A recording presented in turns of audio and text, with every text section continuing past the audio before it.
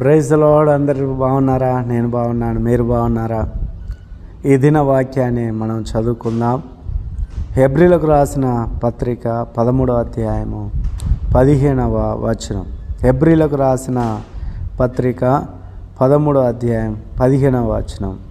కాబట్టి ఆయన ద్వారా మనము దేవునికి ఎల్లప్పుడూ స్తుతియాగము చేయుదుము, అనగా ఆయన నామమును ఒప్పుకొనుచు జిహ్వా ఫలము అర్పించదము.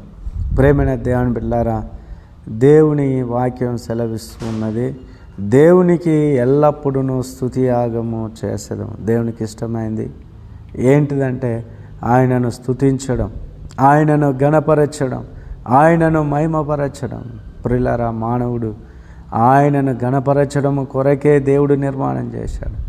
ఆయనను స్తుతించి ఆయనను ఆరాధించడం కొరకే దేవుడు మానవుణ్ణి సృష్టించాడు.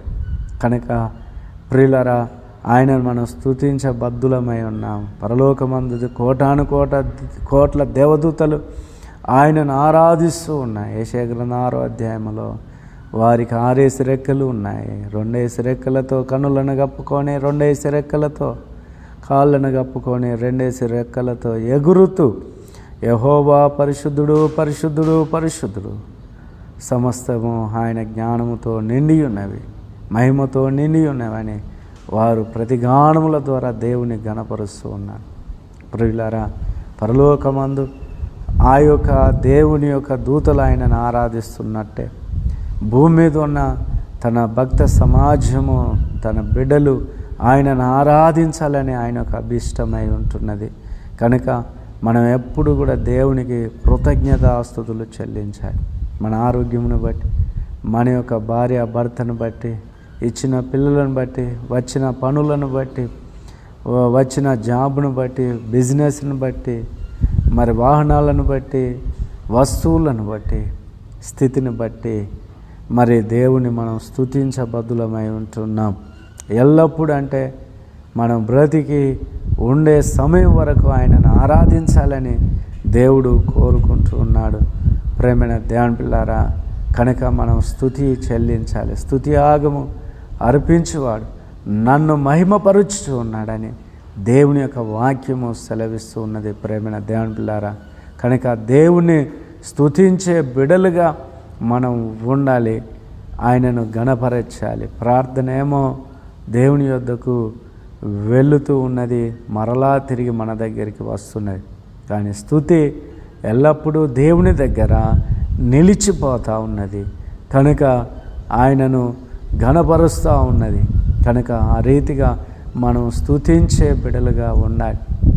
ఎప్పుడు స్తుతించండి, ఎప్పుడు స్తుతించండి, ఎప్పుడు స్తుతించండి. కూర్చున్నా, నిలబడ్డా, పనిచేసిన మరి మనం దేవుని స్తుతించవచ్చు.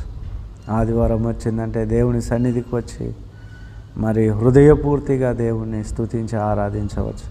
కనుక మరి దేవుని ఆరాధించడమే గొప్ప విషయం, ఆయనను మహిమపరచడమే గొప్ప విషయం.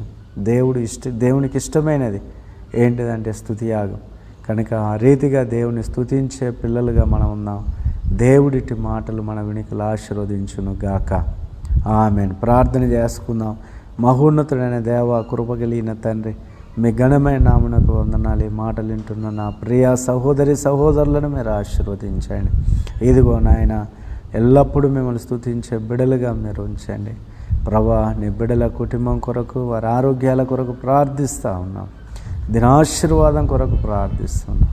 నీ బిడలతో మీరున్నాడు. ఈ దినమంతయు కూడా కాచి కాపాడి మీ రెక్కల కింద భద్రపరచండి. వారి పిల్లలను, వారి ప్రభా మరి చదువులను, వారి ఉద్యోగాలను, వారి భవిష్యత్తును, సమస్యమును నాయన మీరు ఆశీర్వదించండి. తోడైనవని ప్రార్థిస్తూ ఉన్నాం. నీ బిడ్డలను ఈ దినమంతా కూడా కాచి ప్రతి కీడు నుండి తప్పించి ఉన్నతమైన మేలుతో నింపి నడిపించమని యేసు నామములో ప్రార్థిస్తున్నాము తండ్రి. అందరికీ ప్రైజ్ ది లార్డ్.